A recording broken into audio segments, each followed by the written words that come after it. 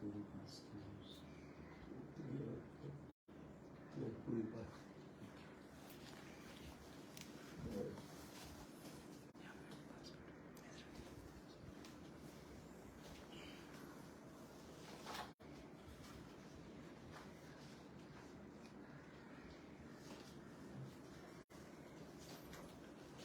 Lord Chaitanya's Puri pastimes.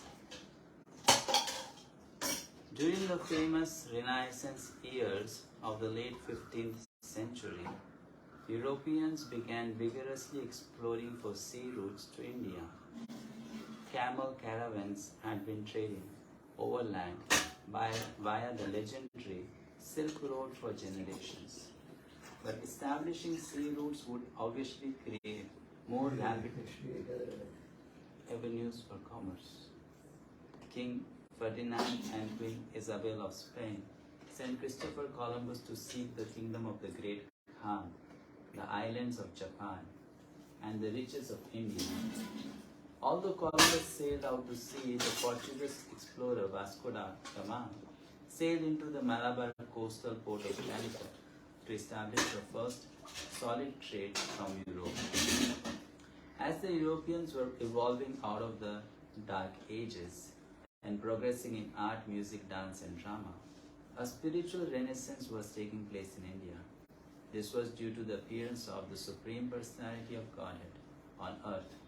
Whenever the Supreme Lord appears, there is a natural raising of consciousness. The Bhagavad Gita states, Paritranaya sadhvana vinashaya cha dushkrita dharma sansthapanarthaya sambhavami yuge yuge. To deliver the pious and to annihilate the miscreants, as well as to re-establish the principles of religion, I myself appear millennium after millennium. All the world's great religions teach that God desires to guide His fallen children by establishing religious principles. But most religions focus more on the appearance of God's representative in this world than on God Himself appearing here. God is merciful, and because He wishes to extend His mercy to us, He either comes Himself or sends His representative to teach us how to become free from material entanglement and go back to our eternal home in the spiritual world. According to time and circumstance, the Lord or His representative may instruct particular cultures and civilizations to perform a variety of rituals, but the essence of all religions is the same: to evoke our devotional sentiments for the Lord as His eternal servants. When the Lord descends as an avatar, He sometimes behaves like an ordinary human being, and at other times reveals His divine attributes. He doesn't force people to serve Him by a constant display of godly power. Rather, He finds more pleasure in sharing natural, affectionate feelings with His devotees than in their awe, reverence, or even fearful servitude. This is especially true of the avatar known as Sri Chaitanya Mahaprabhu. In this particular incarnation, the Lord appeared in the mood of a devotee, Bhakta Bhava, to taste the sublime emotions of ecstasy that only a devotee can feel while serving Him. He also taught by His personal example how to render service unto the Supreme Lord. In Chaitanya Charitamrita, a biography of Sri Chaitanya Mahaprabhu, the author, Krishnadas Kaviraj Goswami, makes the following suggestion.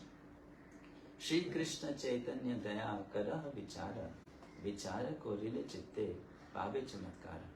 If you are indeed interested in logic and argument, kindly apply it to the mercy of Sri Chaitanya Mahaprabhu. If you do so, you will find it to be strikingly wonderful. Advent of the Lord. 400 miles north of Puri, in the village of Navadip, West Bengal, on the full moon night of Falgun, Lord Sri Chaitanya Mahaprabhu appeared in the home of Jagannath Mishra and his wife Sachi. As a child, the boy was nicknamed Nimai because he was born near a neem tree. His parents named him Vishwambhara, and the local ladies called him Gaurahari because of his golden complexion. The Lord's childhood pastimes are vividly described in Vrindavan Das Thakur's Chaitanya Bhagavat and are summarized in Krishna Das Kaviraj Goswami's Chaitanya Charitamrita. Both works were written in Bengali during the late 16th century.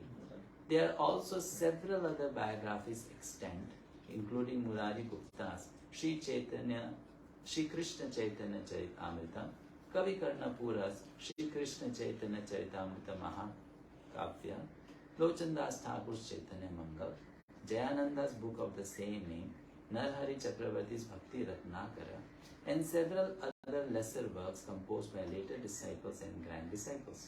From these accounts, we get a clear understanding of the Lord's life and valuable information about the culture of India during that period.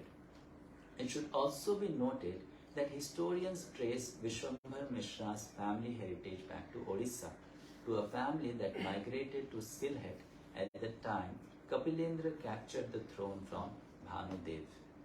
When Nimai reached the age of 7, Jagannath Mishra dutifully performed the sacred thread ceremony for his son, and Nimai attained twice-born status.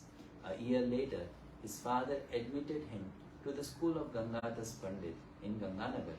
His classmates were Sri Gadadhara, Purushottama, Jagat Ananda, Mukunda, and others. And by the time he was 10, Nimai had become learned in grammar, rhetoric, smriti, and nyaya. When Nimai was 12, his elder brother Vishwarup learned that his parents were planning his marriage. Vishwarup therefore left home suddenly and accepted the ashram of a sannyasi. Though only a young boy at the time, Nimai consoled his parents with sweet words and logic. Shortly thereafter, when Nimai was only 13, his father left this mortal world. Mother Sachi was exceedingly aggrieved, and Lord Chaitanya, with his usual contented demeanor, consoled his widowed mother. At the age of 14 or 15, Mahaprabhu was married to Lakshmi Priya, the daughter of Vallabhacharya, also of Nadia, the district in which Navadvip is located. By that time, Nimai Pandit was considered one of the most learned scholars of Nadia, a renowned seat of Nyaya philosophy and Sanskrit learning. He then went to eastern Bengal along the banks of the Padma river to acquire wealth through his learning.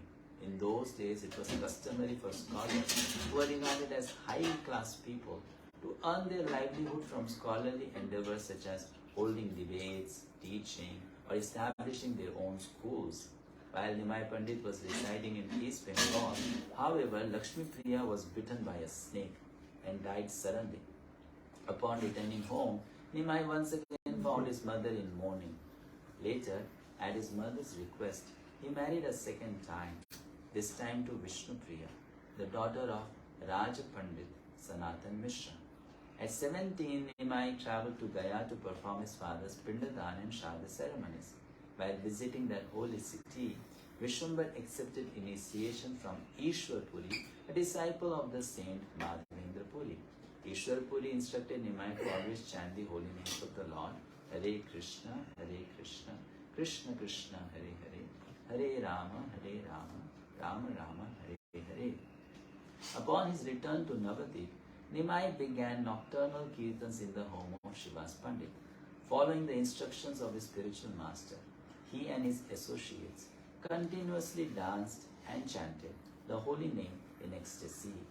For an entire year, the Lord and his friends held these kirtans, and during this time, Nimai's spiritual emotions began to overflow almost uncontrollably. When one is in a direct relationship with Lord, in intense love, various ecstatic symptoms manifest, sometimes internally and sometimes externally. 8 of these symptoms are prominent: becoming stunned, shedding tears, trembling, failing of the voice, and finally perspiration, changing of bodily color, standing of hairs on the body, and finally complete devastation or trance. These symptoms occur when the vital force of life comes into contact with different elements within the body. When the vital force comes into contact with the earth element, one is stunned. When the same force comes into contact with water, there is the shedding of tears. When the same force comes into contact with fire, there is perspiration or changing of bodily color such as paleness. When the force comes into contact with the air, there is standing of the hairs on the body. trembling and failing of the voice. And when the force comes into contact with sky, there is complete devastation or a loss of consciousness and trance. Nimai Pandit began always feeling such symptomatic expressions within himself, but being afraid of outsiders, he didn't generally manifest them externally. Mahaprabhu was naturally soft-hearted, though strong in his principles. He declared that party spirit and sectarianism were the two greatest enemies of progress. And as long as he continued to be an inhabitant of Nadia, belonging to a certain family, his mission would not meet with complete success. Therefore, on February 3, 1510, Vishwambar officially left home and accepted the renounced order of life from Keshav Bharati in the nearby village of Katwa, receiving the initiated name Sri Krishna Chaitanya. He was only 24 years old at the time, and his mother and young son were heartbroken. According to Vedic custom, when a man takes sannyas vows, he can no longer live at home. It would impede his spiritual progress.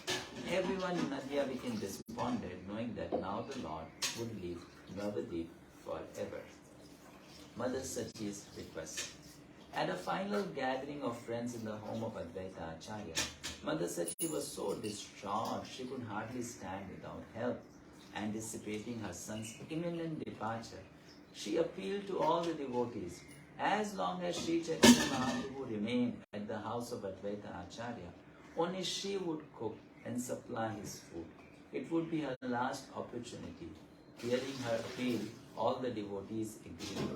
Seeing his mother's eagerness, Sri Chaitanya Mahaprabhu became a little unsettled. He assembled the devotees and spoke to them. Without your order, I tried to go to Vrindavan, the land of Lord Krishna's childhood pastimes, just after taking sannyas. There was some obstacle, however, and I had to return here. My dear friends, although I have suddenly accepted this renounced order, I know that I shall never be indifferent to you. As long as I remain in this world, I shall never give you up, nor can I give up my mother. After accepting sannyas, it is not the duty of a sannyasi to remain at his birthplace encircled by relatives. Make some arrangements so I may not leave you, and at the same time people may not blame me for remaining with relatives after taking sannyas. Hearing Lord Chaitanya's request, all the devotees headed by Advaita Acharya approached Mother Sachi. When they submitted Lord Chaitanya's statement, Mother Sachi said, "It will be great happiness for me if Nimai stays here. However, if someone blames him, it will be my unhappiness. If Nimai remains at Jagannath Puri, he may not leave any one of us, and still he can remain aloof as a sannyasi. Thus, both purposes will be fulfilled. Jagannath Puri and Navadip are intimately related, like two rooms in the same house. People from Navadip frequently go to Jagannath Puri, and those in Jagannath Puri come to Navadipa. This going and coming will help carry news of Nimai, Lord Chaitanya. In this way, I will be able to get news of him. All your devotees will be able to travel back and forth, and sometimes he may also come to bathe in the Ganges. I do not care for my personal happiness or unhappiness, but only for his happiness. Indeed, I accept his happiness as my happiness."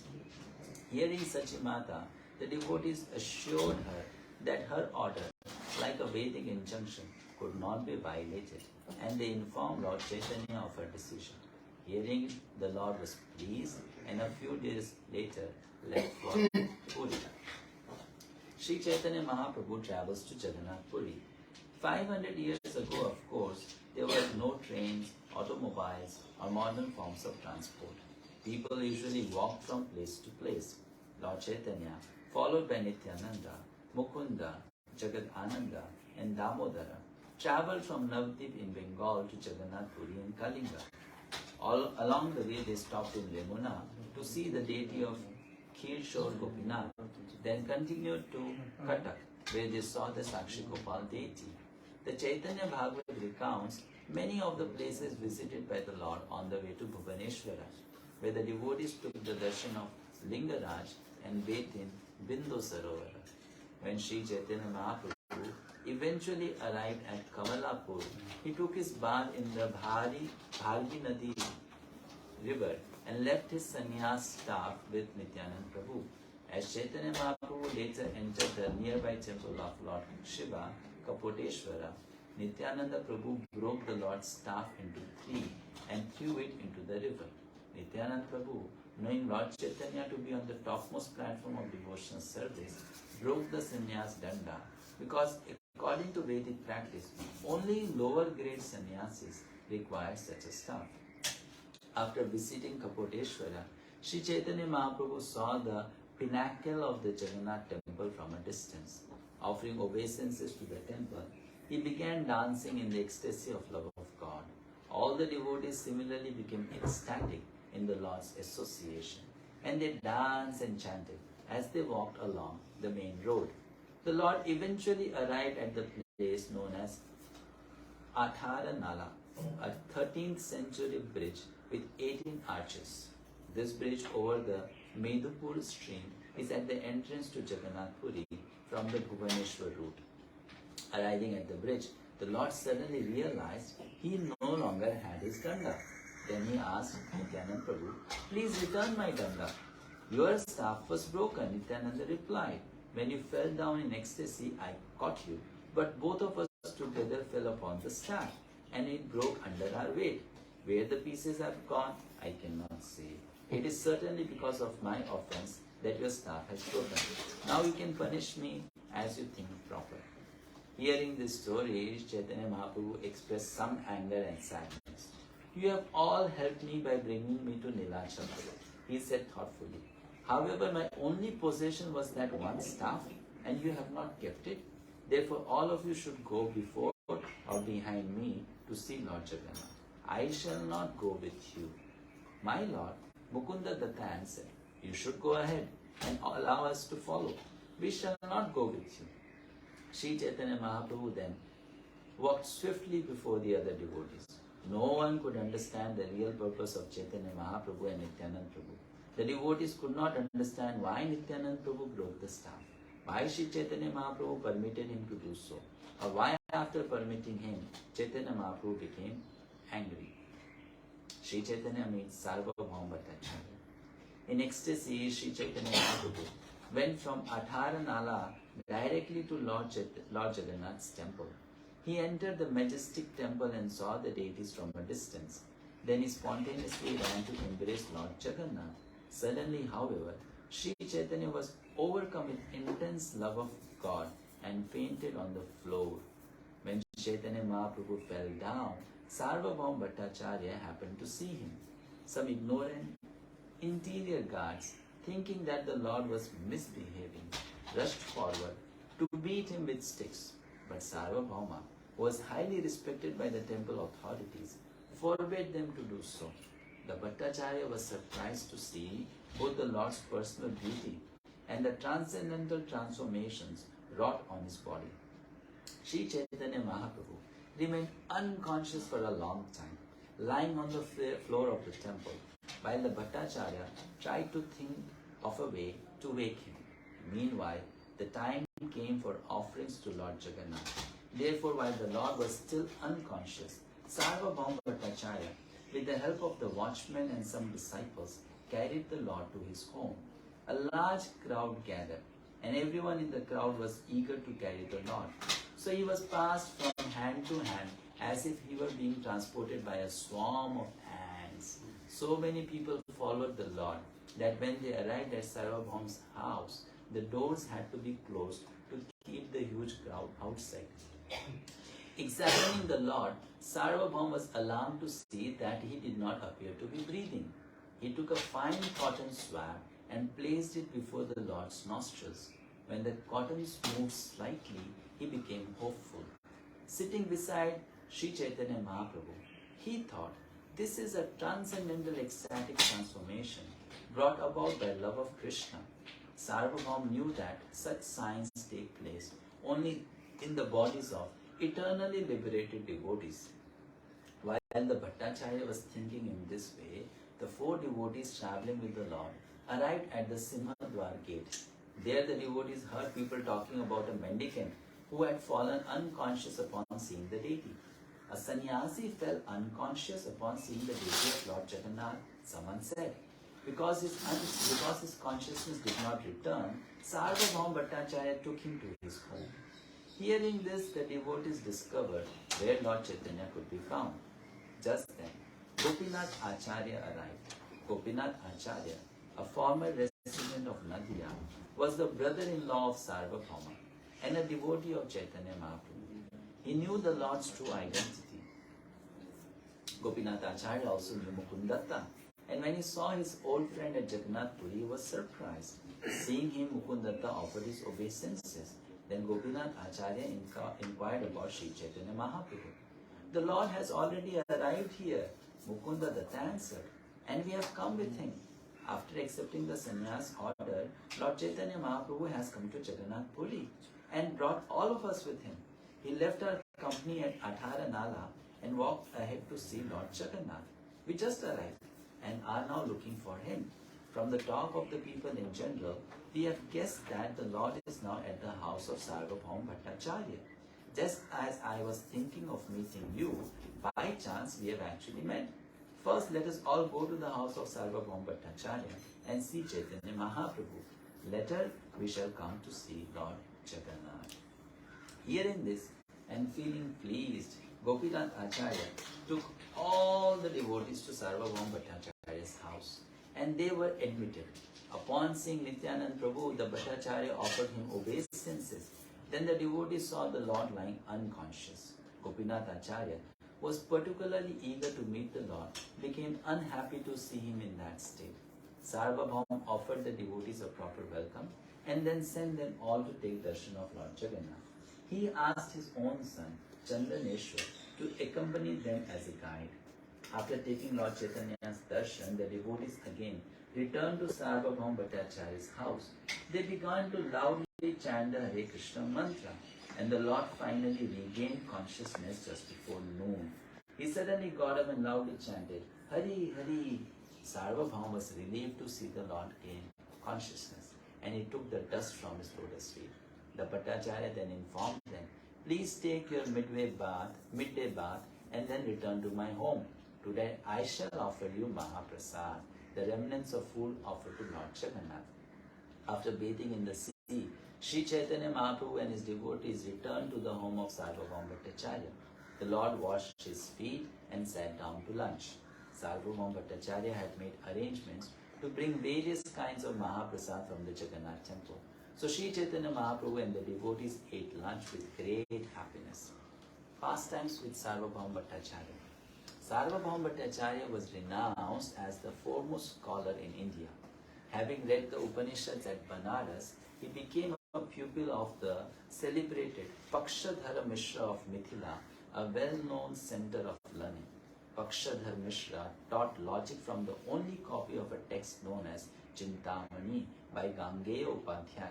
It was his rule that no student was allowed to transcribe this single copy of Chintamani, so he was able to maintain his unique position as its sole scholar. While he was a student, Vasudev Sarvabhauma memorized the entire text of Chintamani. Without violating the vow he had taken not to copy the text, he later set up his own school in Nadia. Sarvabhauma's institute soon developed a good reputation, and gradually Nadia became even more celebrated as a center of learning than Mithila. Sarvabhaum remained at Nadia from 1470 to 1480. In the year 1480, however, the Muslim emperor of Bengal ransacked the area. His armies destroyed temples, uprooted trees, and burned Hindu homes to the ground. Sarvabhaum and his family fled to Jagannath Puri. The Bhattacharya's fame as a scholar preceded him, and Sarvabhaum was given a stately reception by King Purushottama of Kalinga, where he had remained ever since. The Bhattacharya thus became acquainted with Sri Chaitanya Mahaprabhu and arranged accommodations at his aunt's house. His brother-in-law, Gopinath Acharya, established that Lord Chaitanya Mahaprabhu was Krishna himself, but Sarvabhaum and his many disciples could not accept this. However, Gopinath Acharya convinced Sarvabhaum that no one can understand the Supreme Personality of Godhead without being favored by him. He proved by Shastri quotations from the revealed scriptures that Sri Chaitanya Mahaprabhu was Krishna himself in person. Still, Sarvabhaum did not take these statements very seriously. Hearing all these arguments, Chaitanya Mahaprabhu, the Bhattacharya thus became acquainted with Sri Chaitanya Mahaprabhu and arranged accommodations at his aunt's house.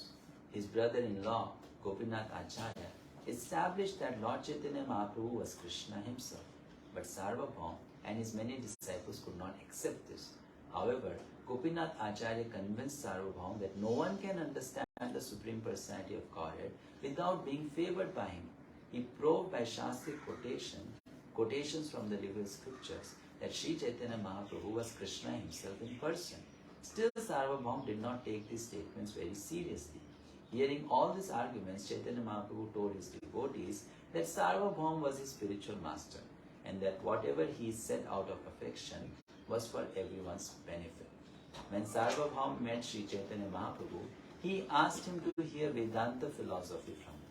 Sri Chaitanya Mahaprabhu accepted his proposal, and for 7 days he continually heard Sarvabhaum Bhattacharya explain the Vedanta Sutra.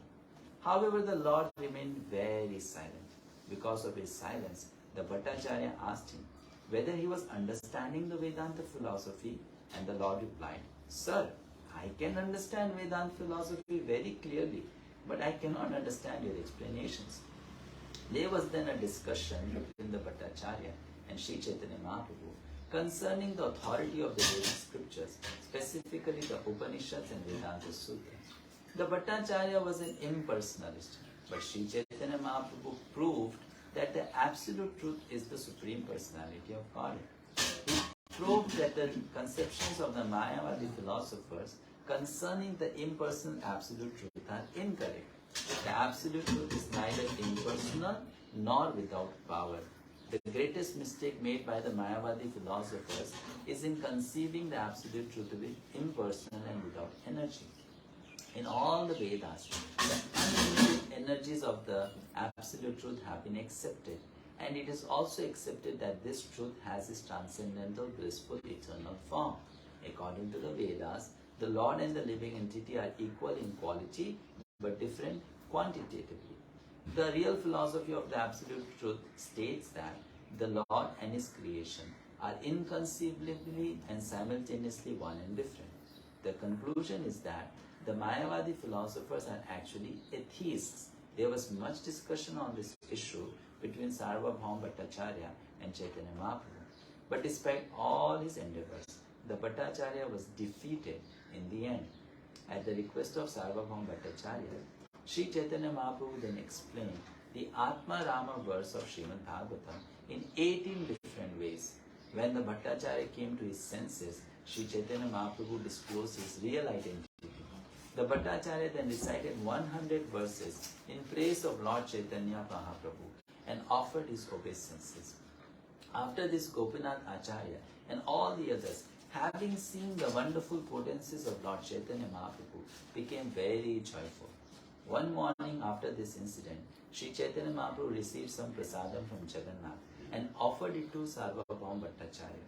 Without caring for formality, the Bhattacharya immediately partook of the Mahaprasadam. On another day, when the Bhattacharya asked Sri Chaitanya Mahaprabhu the best way to worship and meditate, the Lord advised him to chant the Hare Krishna Mahamantra. On another day, the Bhattacharya wanted to change the reading of the Tattenu Kampam verse because he did not like the word Mukti Pada. He wanted to substitute the word Bhakti Pada. Sri Chaitanya Mahaprabhu advised Sarvabhaum not to change the reading of Srimad Bhagavatam because Mukti Pada indicated the lotus feet of the Supreme Personality of Godhead, Lord Krishna. Having become a pure devotee, the Bhattacharya said, "Because the meaning is hazy, I still prefer Bhakti Pada." At this, Sri Chaitanya Mahaprabhu and the other inhabitants of Jagannath Puri became very pleased. Sarvabhaum Bhattacharya thus became a pure Vaishnava, and the other learned scholars there followed him. When Sri Chaitanya Mahaprabhu was traveling in South India, Back in Puri, Sarvabhauma Bhattacharya had many talks with King Pratap Rudra. When Maharaj Pratap Rudra requested the Bhattacharya to arrange an interview with the Lord, the Bhattacharya assumed him that he would try to do so as soon as Sri Chaitanya Mahaprabhu returned from South India. When the Lord returned to Jagannath Puri from his South Indian tour, he lived at the home of Kashi Mishra. Sarvabhauma Bhattacharya introduced many Vaishnavas to Sri Chaitanya Mahaprabhu after his return. The father of Ramananda Rai, Bhavananda Rai, offered another son named Vaninath Patnaik for the Lord's service. Sri Chaitanya Mahaprabhu informed his associates about the pollution of Krishnadas brought about by his association with the Bhattaharis, and thus the Lord proposed to give him leave. Nityanand Prabhu sent Krishnadas to Bengal to inform the Navadip devotees about the Lord's return to Jagannath Puri. All the devotees of Navadip thus began arranging to come to Jagannath Puri. At this time, Paramananda Puri was at Navadip, and immediately upon hearing news of the Lord's return, he started for Jagannath Puri, accompanied by a Brahmana named Kamalakanta. Paramanand Puri, a disciple of Madhavendra Puri, soon arrived at Sri Chaitanya Mahaprabhu's place. The Lord was pleased to see him. In the ecstasy of love, the Lord worshipped the lotus feet of Paramanand Puri, and in turn Paramanand Puri embraced the Lord. Sri Chaitanya Mahaprabhu said, "Please stay with me and thus show me favor, accepting the shelter of Jagannath Puri." "I also wish to stay with you," Paramanand Puri replied. "Therefore I have come from Bengal." At Navadip, Madhasachi and all the other devotees were glad to hear about your return from South India. "They are all coming here to see you." But seeing they were delayed, I came immediately. There was a solitary room in Kashi Mishra's house, and Sri Chaitanya Mahaprabhu gave it to Paramanand Puri. He also arranged for one servant. Some time after Paramanand Puri's arrival, Sri Chaitanya Mahaprabhu went to a secluded place where Paramanand Puri often remained and sat down close to him. Paramanand Puri was dear to the Lord as Arjuna is dear to Krishna. They became absorbed in discussing Lord Krishna's pastimes and spent a long time together. There was a well near that ashram, but the water was not clean. As the super soul, Lord Chaitanya knew all about this well. Nevertheless, he inquired from Paramanand Puri, "Please tell me, how do you find the well water?" "This is an unfortunate well," Puri Goswami replied, while nonchalantly waving his hand toward the well. "Its water is muddy and unusable." The Lord showed immediate concern. Lamenting over this inconvenience to Paramanand Puri, he said, "It seems that Lord Jagannath is being miserly. Actually, whoever touches the water of this well will be cleansed of all sins. Therefore, by Lord Jagannath's mystic potency, the water turned muddy so that no one can drink it or touch it." Lord Chaitanya then stood up and, lifting his hands in the air, began to speak. "O Lord Jagannath, I beg this benediction from you. Let Mother Ganges enter this well. Please instruct Ganga Devi, now flowing in the nether region, to appear in this well." The nearby devotees began to chant jubilantly, "Hari Bol, Hari Bol." Later, everyone returned to their respective living quarters for the evening. While the devotees slept, Ganga Devi, feeling honored to carry out the Lord's order, appeared in that well. In the morning, everyone saw the miracle. The well water had turned crystal clear. The devotees marveled and chanted the Lord's holy name. Understanding the Lord's mercy upon him, Paramanand Puri became almost unconscious. When Sri Chaitanya Mahaprabhu heard the news that the Ganga had entered the well, he went there immediately. Seeing the clear water, he declared, "Whoever drinks this water or bathes in it, I say truly that he will experience unalloyed devotion to Lord Krishna." The Lord then bathed in and drank the water from that well with great exhilaration. He said, "I remain in this world only because I am bound by Sri Paramanand Puri's love. I am his property. If he wants to sell me, then he can do so." Anyone who simply sees Puri Goswami becomes the receptacle of Lord Chaitanya's love. After describing the extraordinary qualities of Paramanand Puri and blessing the well, the Lord left for his own residence. Purushottam Bhattacharya, a resident of Navadip, was educated at Varanasi. He accepted the renounced order from Chaitanya Ananda, but he took the name of Swarupa. Thus he also arrived at the lotus feet of Sri Chaitanya Mahaprabhu. After the demise of Sri Ishwarpuri, his disciple Govinda, following his instructions, went to serve Chaitanya Mahaprabhu. Due to his relationship with Keshav Bharati, Brahmananda Bharati was also respectfully received by Chaitanya Mahaprabhu. When he arrived at Jagannath Puri, he was advised to give up the deer skin clothing he wore. When Brahmananda understood Sri Chaitanya Mahaprabhu correctly, he accepted him as Krishna himself. However, when Sarvabhauma Bhattacharya addressed Sri Chaitanya Mahaprabhu as Krishna, the Lord immediately protested. In the meantime, Kashishwara Goswami also came to see Sri Chaitanya Mahaprabhu. Thus, devotees from many different areas came to see Chaitanya Mahaprabhu. And they were exactly like many rivers coming from many places to finally flow into the sea. Devotees arrived from Bengal. When Sarvabhauma Bhattacharya tried his best to arrange a meeting between Sri Chaitanya Mahaprabhu and King Prataprudra, the Lord flatly denied his request. At this time, Sri Ramananda Rai turned from his governmental post and he praised King Prataprudra highly in Lord Chaitanya's presence. Because of this, the Lord became a little soft. The king also made promises to Sarvabhauma Bhattacharya, who hinted how the king might meet the Lord. During Anavasara, Lord Jagannath was resting for 15 days. Sri Chaitanya Mahaprabhu, being unable to see Lord Jagannath, went to Alalnath. After a few days, the devotees came to Alalnath and requested Chaitanya Mahaprabhu to return to Puri. They submitted that the devotees from Bengal were coming to Purushottam Kshetra. In this way, Sarvabhauma Bhattacharya and others brought Lord Chaitanya back to Jagannath Puri. Sarvabhauma then went to King Prataprudra and informed him of the Lord's arrival. While Sarvabhauma Bhattacharya was talking with King Prataprudra, Gopinath Acharya arrived there. Gopinath announced, about 200 devotees are coming from Bengal. All of them are advanced devotees and especially devoted to Sri Chaitanya Mahaprabhu. They have already arrived on the banks of Narendra Sarovar and are waiting there. Please arrange residential quarters and Mahaprasad for them. The king replied, I shall give orders to the attendant in the temple. He'll arrange for everyone's facilities as you desire. Please remain here and point out each of the devotees from Bengal as they arrive. We can watch from the roof of the palace. Within a short time, all the devotees from Bengal drew closer to the palace. Swarup Damodar and Govinda, taking flower garlands and some of Lord Jagannath's prasad, proceeded to meet them. Lord Chaitanya had sent them in advance. Seeing them, the king inquired, who are these two? Please let me know their identity. Sarvabhauma Bhattacharya replied, here is Swarup Damodar, who is practically the second expansion of the body of Sri Chaitanya Mahaprabhu. The second person is Govinda, Lord Chaitanya's personal servant. The Lord has sent garlands and remnants of Lord Jagannath's food with these two persons simply to honor the devotees from Bengal. Swarup Damodar came forward and garlanded Advaita Acharya.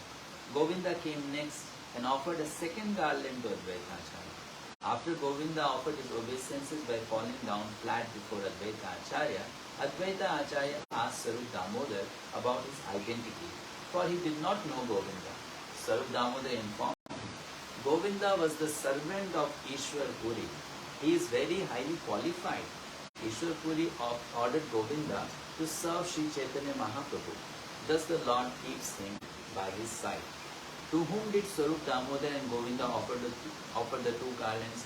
The king inquired. His bodily effulgence is so great that he must be a very great devotee. Please let me know who he is. His name is Advaita Acharya, answered Gopinath Acharya. He is honored even by Sri Chaitanya Mahaprabhu, and he is therefore the topmost devotee. Here are Srivas Pandit, Vakreshwar Pandit, Vidyanidhi Acharya, and Gadadhar Pandit. One by one, Swarup Damodar and Govinda garlanded the hundreds of devotees arriving from Bengal. Gopinath Acharya related the history of each devotee to the king. Indeed, he said, how many names shall I speak to you? All the devotees you see here are associates of Sri Chaitanya Mahaprabhu, who is their life and soul. In the meantime, Sri Chaitanya Mahaprabhu, accompanied by his personal associates, met all the Vaishnavas on the road with great jubilation. First, Advaita Acharya offered prayers to the lotus feet of the Lord, and the Lord immediately embraced him in ecstatic love. Indeed, Sri Chaitanya Mahaprabhu and Advaita Acharya displayed agitation due to ecstatic love, but understanding the time and circumstance, remained patient. After this, all the devotees, headed by Srivas Pandit, offered prayers to the lotus feet of the Lord, and the Lord embraced each of them in great love and ecstasy. While the devotees from Bengal were meeting with the Lord, the king and others were standing atop the palace roof, away from the view of the arriving devotees. Sri Chaitanya Mahaprabhu then began the congregational chanting of the holy names. As the kirtan increased, Lord Chaitanya became overwhelmed by transcendental emotions. His eyes were like two rivers spouting unlimited tears like waterfalls. All the ecstatic symptoms of love manifested on his person at different times. Sometimes he fell to the ground with such terrible force that people gasped in horrified alarm. When the Lord began roaring like thunder, the king had to hold his hands over his ears. Then suddenly the Lord would feel the mood of intense separation from Krishna and shed heartbreaking tears. So many subtle spiritual moods played on the Lord's person that it is impossible for anyone to describe them. Dancing constantly with his long arms up in the air and chanting, Hari Hari, the Lord was saturated in ecstasy. Finally, when he became aware of his immediate surroundings, he ended the kirtan and headed toward the house of Kashi Mishra with all the devotees. King Prataprudra came down from the top of his palace to the ground and called for Kashi Mishra and the inspector of the temple.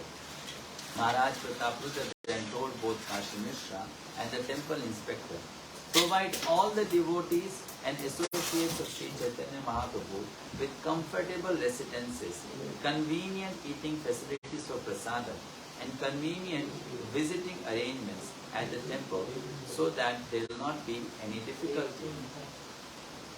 The orders of Sri Chaitanya Mahaprabhu must be carefully carried out. Although the Lord may not give direct orders, we are still to carry out his orders simply by understanding his indications. Saying this, the Lord gave them permission to leave. Sarvabhauma Bhattacharya also went to see the assembly of all the Vaishnavas.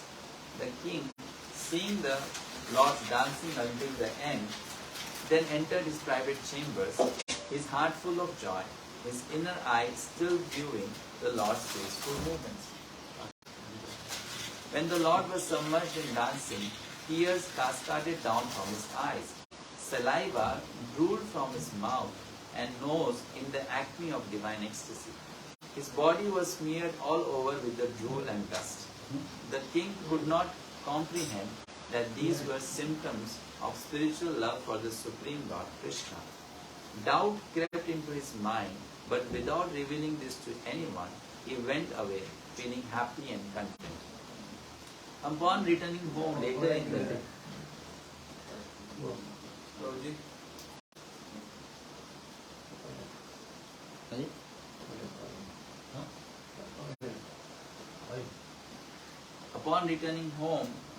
the day, King Prataprudra went to sleep for the night. After the day's experience, the king did not understand that his worshipable Lord Jagannath had danced before him as Lord Chaitanya, the topmost sannyasi. That night the pious king saw Lord Jagannath in a dream. His body covered with dust, his eyes like torrential springs, gushed out incessant tears. His mouth was foaming, making his body wet, and his skin gleamed. In the dream the king thought, what kind of pastime is this? All these activities of Lord Jagannath are incomprehensible to me. The king approached his beloved Lord to touch his lotus feet. But Lord Jagannath declared, no, this is not proper. When I am smeared with camphor, musk, sandalwood paste, vermilion, and other perfumed oils, then I am most desirable and clean. Now my body is covered with dust and rule. I am not fit to be touched by you. Today you came to see me dancing. When I was covered with dust and rule, you found me repulsive. Now I am in that same dirty condition. How can you think I am clean enough to be touched by one who is a monarch with an illustrious ancestry? Speaking in this manner, Lord Jagannath, the most merciful Lord, smiled at his servitor. The next moment the king saw, still in the dream, that Lord Jagannath was no longer seated on the throne. The new occupant was Lord Chaitanya. His body was covered with dust. Smiling, he spoke to the king. How can this be possible? Today you went away having found me repugnant. Why do you want to touch me now?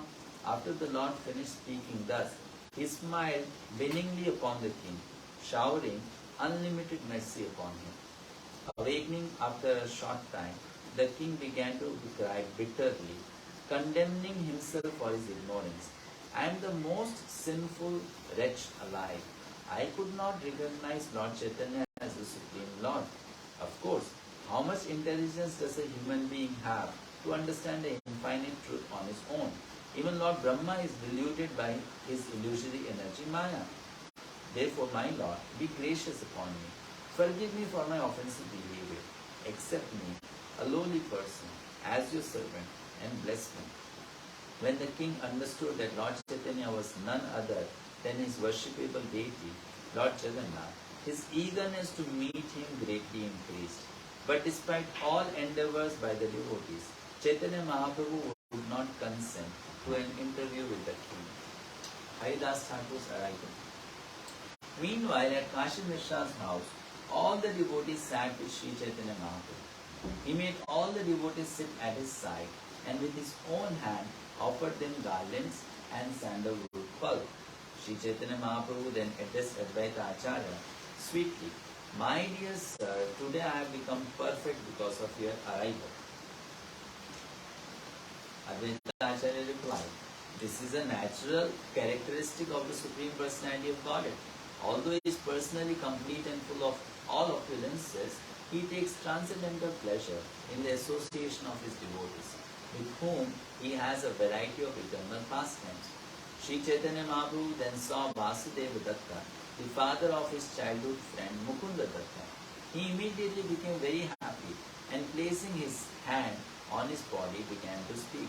For your sake only I have brought 2 books from South India. The books are kept with Sarup Damodara and you can get them copied. Hearing this, Vasudeva became very glad. Indeed, each Vaishnava copied the 2 books, Brahma Samhita and Sri Krishna Karnamrita, and gradually they were broadcast all over India. After all, the devotees from Bengal had met with the Lord and exchanged loving feelings with him. They were shown to their residential quarters. Then Haridas Thakur approached the Lord. Haridas Thakur was born in a low-caste Muslim family and was therefore considered an outcast by orthodox Hindu standards. But he had no equal. Haridas chanted 3 lakh holy names of Krishna each day. Haridas Thakur offered the Lord his obeisances, and in return Lord Chaitanya lifted him up and embraced him. Both the Lord and his servant began to cry in ecstatic love. My dear Lord, Haridas Thakur said, I was born in a Muslim family and am unfit to be touched by those who follow the Vedas. Please do not touch me, for I am most fallen and untouchable. I am the lowest among men. I wish to touch you to be purified. The Lord replied, For your purified activities do not exist in me. At every moment, you take your bath in all the holy places of pilgrimage, perform sacrifices, and give in charity. You are constantly studying the 4 Vedas and far better than any Brahmana or sannyasi. This is confirmed in the Srimad Bhagavatam. Aho patasva pachotagariyan jai jivagre vartate namatubhyam ekustapaste juve sasnod arya brahman nuchud nama grinanti yete. My dear Lord, one who always keeps your holy name on his tongue becomes greater than an initiated Brahmana. Although he may be born in a family of dog eaters, and thereby, by material calculation, be the lowest among men, he is still glorious. This is the wonderful effect of chanting the holy name of the Lord. One who chants the holy name of the Lord is understood to have performed all kinds of austerities and sacrifices mentioned in the Vedas.